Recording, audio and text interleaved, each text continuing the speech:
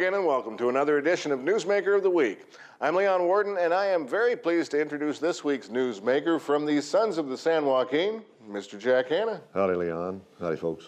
And thanks for joining us in the Hart Mansion. And we're not on our regular set today. Well, this is awesome. And you're going to be performing here as part of the 15th annual Santa Clarita Cowboy Festival. Yeah, we're looking forward to it, and we've done it before, by the way. It's always a great honor to get to sing here. This is an awesome place. How cool is the Hart Mansion? I mean, Bill Hart, old movies, Old West.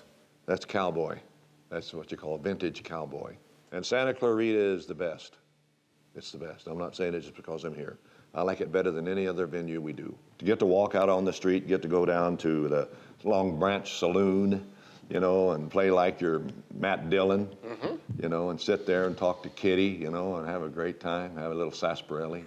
It's really awesome. Out at Melody Ranch, I mean, how authentic is it really? I mean, from you are involved with cattle every now and then anyway, right? You bet your life.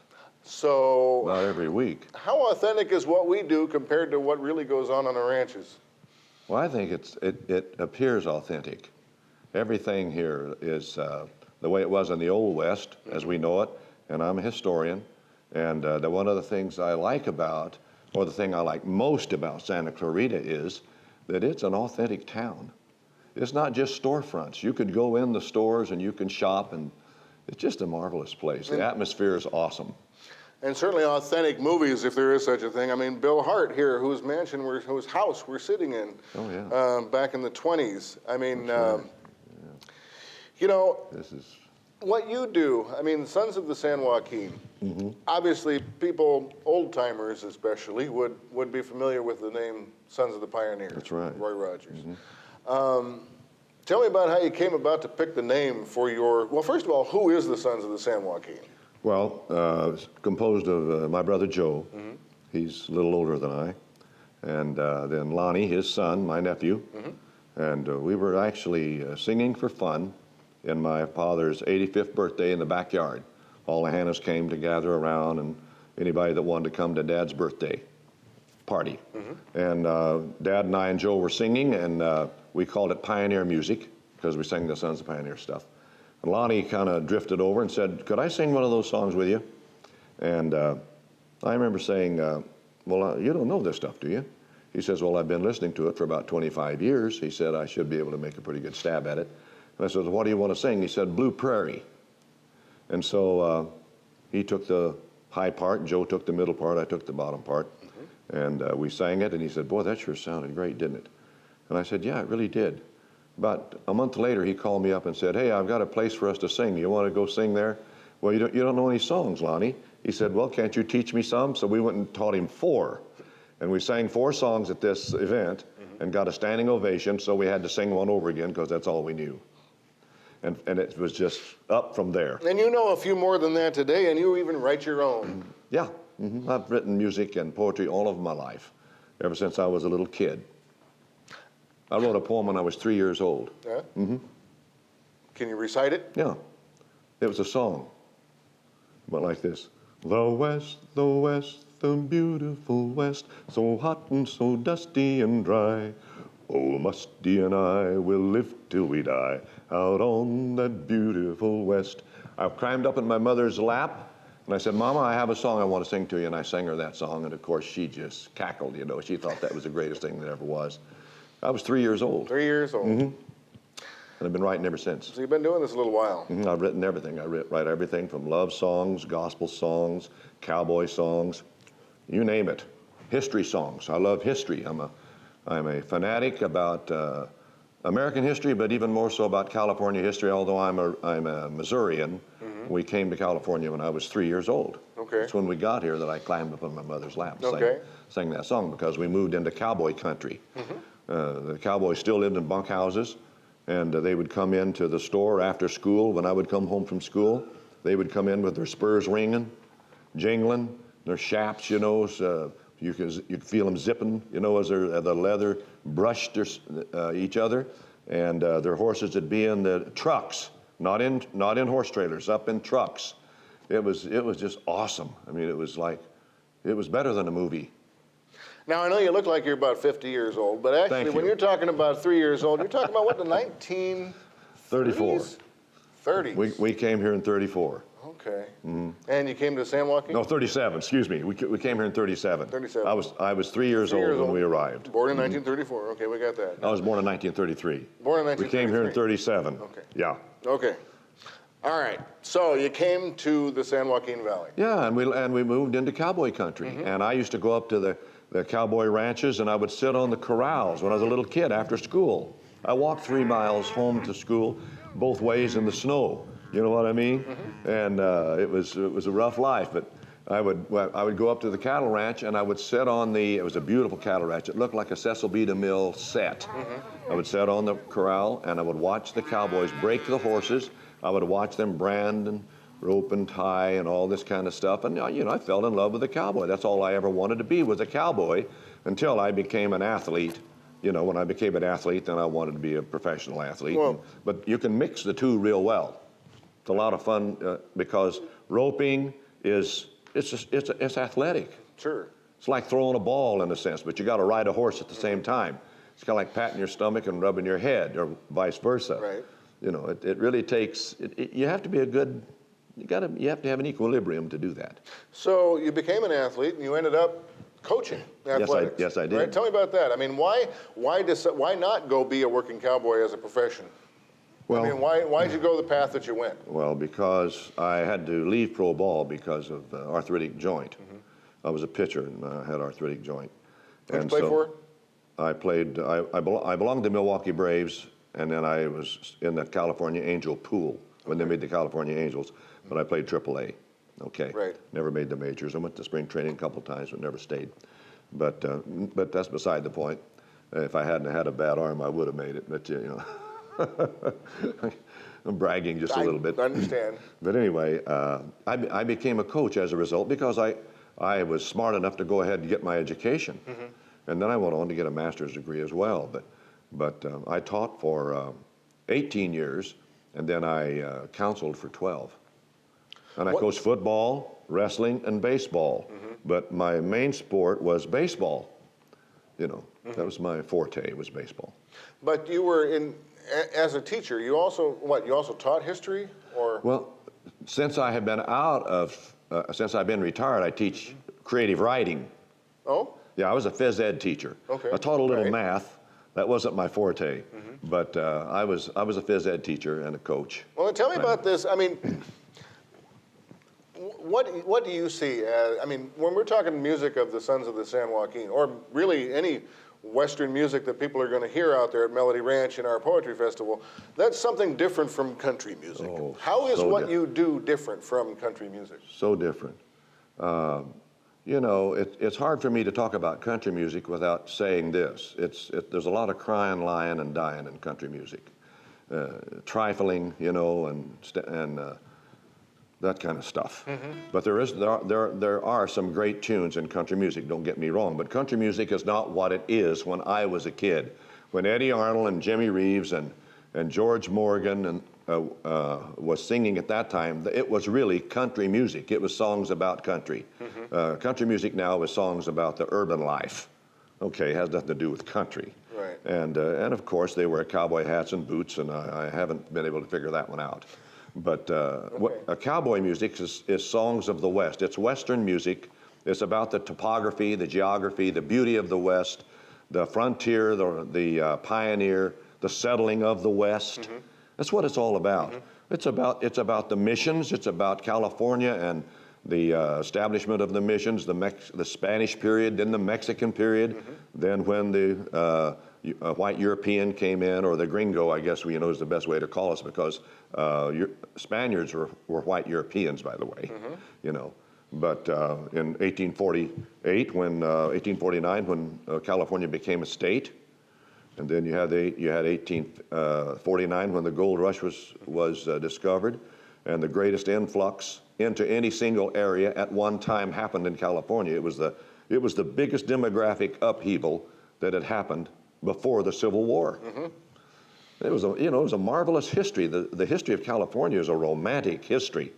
You know, when you consider the missions and you consider the Spanish land grants, of which there was 813 land grants, Mexican land grants rather, and you know, they checkerboarded almost the entire state of California with exception. We're sitting in one right now. We're sitting in one right now. Rancho San Francisco was ours. Amen. And it was a colorful period, and there was very little crime.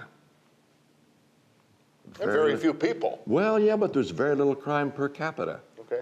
Yeah. People had fandangos on weekends. They didn't have movies, and they celebrated life, and they danced. And I'm sure they probably drank a little tequila. And, you know, but the padre was always around, and to make sure that people stayed in line. It was a very docile community. There's a lot of history in the music that you write. Amen. And I'm thinking about one particular song from Whence Came the Cowboy. You've got a line in there, you know, about the fact that not all cowboys were white. That's right. You know, do you find people surprised by that kind of lyrics? I mean, how do people take, you know, well, tell us what the point is of that song. The song is it's a historical fact that the cowboy is a multi-ethnic human being. He came in all colors, brown, white, black, and red, and yellow. Did you know that? Did you know the cooks, many of the cooks on the cattle ranches were Chinese? Sure. And I had a man from the museum in Fresno call me up and had me come down to show me a snapshot of a Chinese cowboy, and it was taken back in the 1800s. Okay? Okay, who built the railroad tracks? Okay, they did, and they did a lot of other things, but they were very industrious people. And when the railroads were built, they had to disseminate, and they became laundry people, you know, and they became cooks. From Whence Came the Cowboy, the history is plain. He rode out of Europe on a frigate from Spain. From Mexico, Venezuela, Argentina he spread, and from the gaucho on the Waso, the vaquero was bred. Your everyday cowboy, and oh, what a sight, more dashing and daring than a medieval knight. And just for the record, it's got to be said, he came in all colors, brown, white, black, and red, and a few pokes were yellow, and these are the facts. He rode an iron horse for which he laid tracks. And I could go on with the poem. It goes all the way through, talking about the Hispanic, Mexican, the black, and then the Anglo cowboy, the present-day cowboy. Everybody in the last verse of that song is a present-day cowboy. All are living but one. Bill Evans passed away about 2 years ago. Not exactly the kind of song you would hear in a cowboy bar. Not exactly, not nowadays. Maybe earlier, yes, but not in these days. But you know, these songs are not just for old people. They're not just for people that lived in the Sons of Pioneers era. When we sing on university campuses, you will be surprised at how it just blows them away. We go into those settings with fear and trepidation, thinking we're going to get tired and feathered most of the time. It happens just the other way. We'll be singing a song, and the kids will stand up in the middle of the song and applaud. They're so gripped by it. Yeah. And then after the show's over, they'll say, "Where does this music come from? Is this original? What is it?" We're singing the traditional cowboy songs and Sons of the Pioneer songs that were written back in the 30s and the 40s. Right. And they're really blown away by it. And in fact, when we were singing in Chicago one night at a bar like Cheers, it's called Shuba's. They have a bar, then they have swinging doors, and you go into an auditorium. And it just so happened that it was just filled with college students. And boy, we were saying, man, this is going to be a bad night for us. These kids are not going to love this. And so we sang and sang and sang, and they kept applauding us and standing ovation and giving us standing ovations until we said, "We've got to catch an airplane. We're going to have to leave." So as I was walking out, a big old guy about 6'4", standing there, he had his shirt open down to his navel, had an earring, had about 2 or 3 girls hanging on each side, had a beer in one hand. And as I was walking, he said, "Hey, cowboy," he says, "where has this music been? This is awesome." He says, "You know what we like about it?" And of course I said, "No, I don't. What do you like about it?" He says, "It's so innocent." So innocent. That was appealing to them. There's so much in the music today that I think A lot of it doesn't have any redeeming quality as far as I'm concerned, but I think cowboy music, frontier songs of the American West, are songs about how they built this part of the country. And there's excitement, there's pathos, there's courage. You know, all of those things are expressed. We're not obsessed with the triangle. You know, the triangle in the cowboy is the horse and himself and maybe his sweetheart. You know. Well, you know, you brought your guitar with you, and there's one particular song that I'd love to have you play a little bit of and tell us about. It's a song that you wrote about Joaquin Murrieta, the famous bandito, who is kind of like our bandito, Tiburcio Vasquez, out at our Vasquez Rocks. But Joaquin Murrieta was a famous bandito, and tell me that story about this song. Yeah, comparing the two outlaws, Tiburcio Vasquez was far more dangerous, and he wasn't the gentleman that Joaquin Murrieta was. Joaquin Murrieta came here from Mexico. And he came really to just pan for gold. He wanted to strike the mother lode.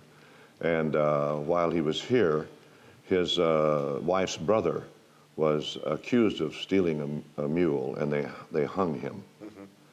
And disturbed, of course, Joaquin very badly. And he tried to intervene, and in the process, they raped his wife, 16 guys. And then they tied him to a tree and thought they beat him to death. That happened up by Hornitos, right up here just above Fresno. And he lived and vowed no rest until all 16 were dead. And he kind of went crazy, I guess. And that's when his outlawry began. He hadn't stolen anything or hadn't robbed anybody. He was a good man. He was a big, handsome man. He was, they say, around 6'3". He was blonde. They called him Güero, the fair one. And he could speak beautiful English and passed himself off as an Englishman, Mr. Ross, when he was incognito. But he had 2 or 3 outlaw bands, and that's how he struck all over California. They couldn't understand how one man could do what he did, because he would strike in the Sacramento area, then he'd strike down in the Los Angeles area on the same day. Well, he couldn't ride a horse that fast. He had several gangs, and they began to also they not only were they going to pan for gold and strike them with the load they hoped, they were also collecting horses for the revolution in Mexico. And so what happened was, after the rape of his wife, and she lived, by the way, they began to steal horses, and they tried to steal the best horse flesh they could. Okay, so that was what the scenario that surrounded Joaquin Murrieta's life. Then Harry Love was a Texas Ranger that the governor began to realize that this guy was wreaking his havoc all over California, and they had to stop him. And so he deputized Harry Love, a Texas Ranger, to come and ride the bandit down. And it was at the Creek Cantua. That's on a ranch not far from where I live, and I worked on there, right where he was supposedly shot. And they came upon his band there. And Joaquin jumped on a horse that wasn't saddled and rode it out of the area, but they shot a man they thought was him. It was Chapo, the horse wrangler. They put his head in a sack and carried it to San Francisco and put it in a jar of, So it wasn't Joaquin's head. I mean, I know it wasn't Joaquin's head. It wasn't Joaquin's head. Okay. And here's an interesting sequel to this story. Arnold Rojas, who's one of the really self-made literary geniuses, he wrote, these were the vaqueros and the buckaroos. There are books about this thick, self-taught, world traveler, rode for the Tejon Ranch, rode for the Miller Lux. When he was writing, he met octogenarians in California that knew Joaquin Murrieta in Sonora, Mexico, and he died in his own bed. So it's a great story. It's a very romantic story, and it's a story about a man who was not really a bad man. He was driven by hate, and that's the kind of the story. I wrote this song when I was working on the Cantua Creek Ranch, and I was sitting in the compound looking up at the Tres Piedras. He had a saying that he would yell out to to his vaqueros. He would say, his compadres, he would say, Tres Piedras, vámonos. Let's go. Let's go to the rocks and to hide out. So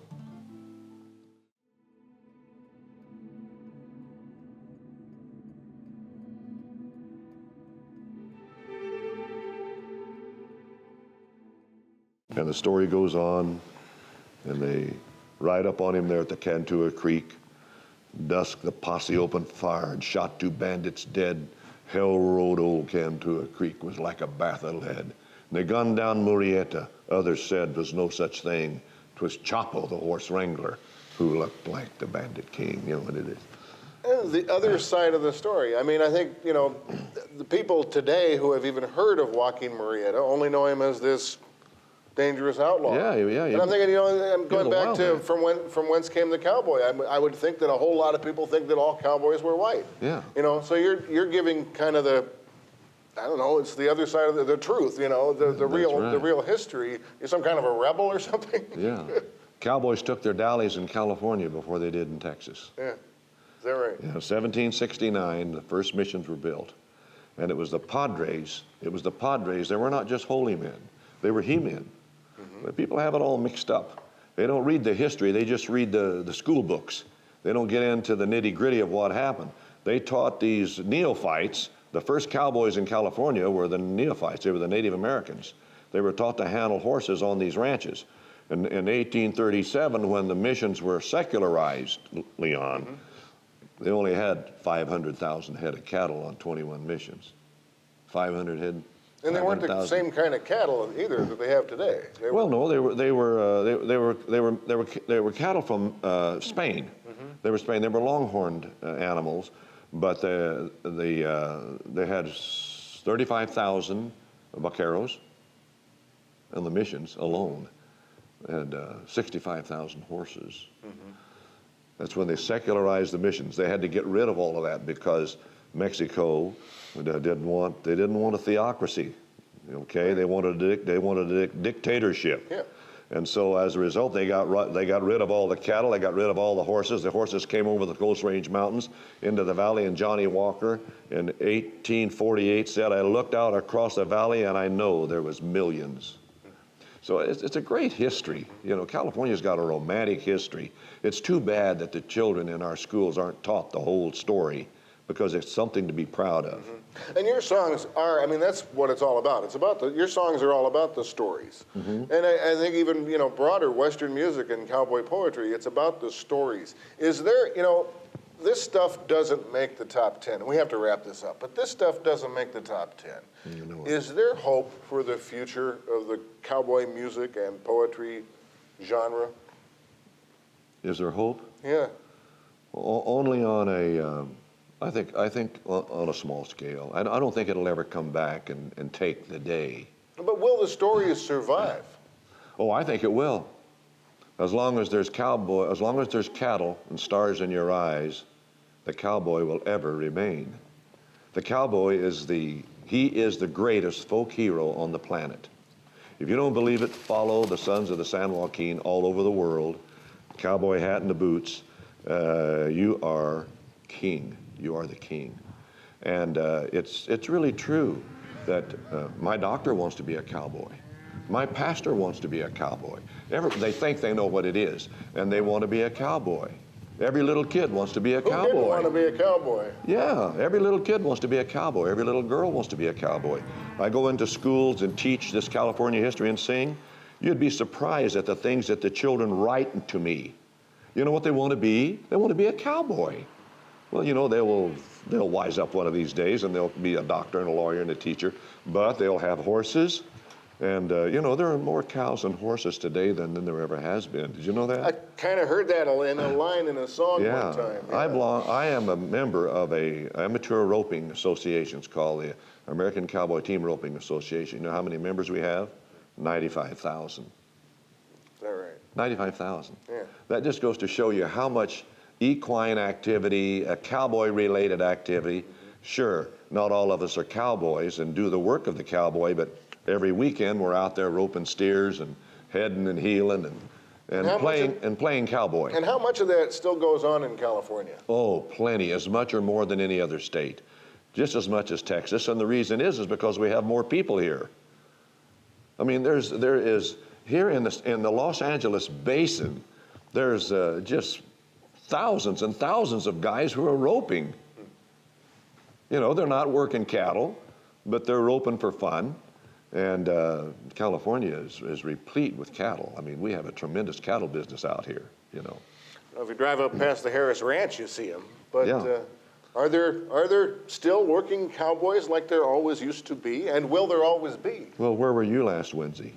I was out there on a ranch with you, shooting video of you working cattle with a whole bunch of other old cowboys. That's right. Now, And there was a few young cowboys there, too. There was a couple of young cowboys. And, you know, when I say young, I mean, they were in their 40s, you know, 50s. Come on, come on, come on, come on. The reason that we're bringing them out is that we're managing the grass. We want this grass strong in the fall, but we're not getting any rain, and so we got to get the cattle off of it so it's here when we need it. So we're taking these cows right here, we're taking them over to permanent pasture that's irrigated down in the river bottom. So we've already pulled 300 head of cattle out of this herd right here, so you can see how small the herd is right now. And so this has been going on now for the last 3 or 4 weeks. And so today we're pulling out these big weaners. They're no longer nursing. And so we're taking those out and putting them on a stronger pasture, but at the same time we're preserving this particular range here so that in the summer and the fall we got grass for them. If we eat it all off, we're up the creek.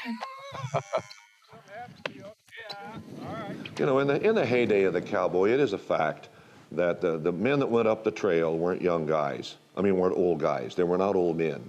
They were young kids. Many of them weren't really cowboys. They were guys who needed a job, and they hired on because it was a lonely and a treacherous trek going up that trail. But nowadays, we have the rodeo. We have all kinds of cutting events and gymkhana. You just name it. I mean, the horse activities it's a big thing. It's a big business. You're not driving them to Montana anymore, though. It's a big business. You're not driving them to Montana anymore. No, we don't drive them to Montana. No. The farthest we drive them probably is about 3,000 yards, you know. Yeah. But it's fun. And I do it because it's fun. And I love horses. And I have really good horses. And I train my own horses. And I'd rather ride than eat, and I love to eat.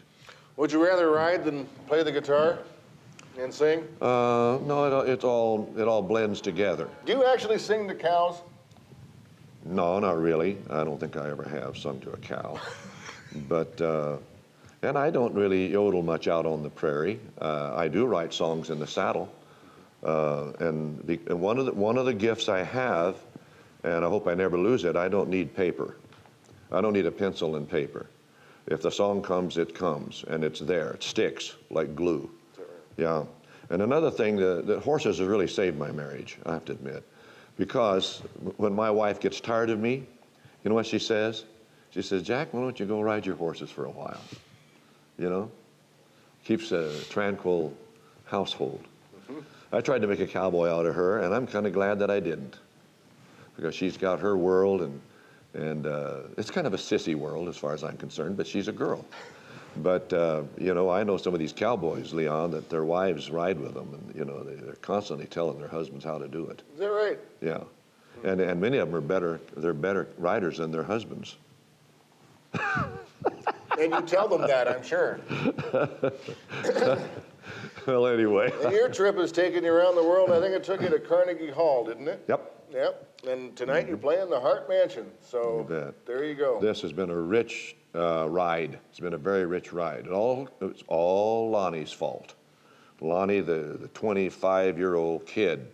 You know, Joe and I were mature guys when this happened. I was in my middle 50s when this all started. But I'd been singing all my life. Joe and I had sung everything from Broadway to opera to hillbilly. It didn't make any difference. That was our home. My mother was a pianist, and my dad's the first one to hear the Sons of Pioneers. He heard them on a headset in the barbershop in Missouri. That was 1933, the year I was born. And he taught us all these songs. And so he is the one that actually planted the seed that has grown into what we are today. And, you know, I like what we are today. I like what we do. I think what we sing is good for people. You know, I mean, sounds like it's not the gospel, but it's close, you know. And so And writing the music is a gratifying experience. It really is, to write about the heroes of the West and about the challenge of settling this West. And, you know, Charlie and the Boys, you know, Trail Drive, those songs I've written, those songs were real. They talk about life. Did you know the cowboy's the only profession that sings about itself? Did you know that? No. We're the only ones that sing about ourselves. Cops don't sing about themselves, doctors don't do it, lawyers don't do it, teachers don't do it, just cowboys. You know, it's romantic. Yeah. And you know, there's nothing that equates to the dynamic, the beauty, and the intelligence of a horse. I had a horse that walked in where a calf was in the wrong place. He walked in and picked it up by the back and backed up and set it in the lane. Is that right? And if that cowboy standing over there hadn't been there and two other guys and saw it happen, I wouldn't be telling it to you because you'd say, you know, that guy we have on TV today is crazy. No, but that was old Tony. He's my favorite horse. He's 23 years old. I still ride him. I got a bunch of them, but he's a precious animal. Is that the one you were riding the other day? That was the one, the big brown horse, big dark brown horse. He was good, wasn't he? He was. Boy, I tell you. Well, Jack, I want to thank you very much for doing the show and allowing us this opportunity, and thank you, too, for joining us. If you missed any portion of this program, you can see it again and again on scvtv.com. Check back Channel 20, Sunday 8:30 a.m., Thursday 9 p.m. for another Newsmaker of the Week.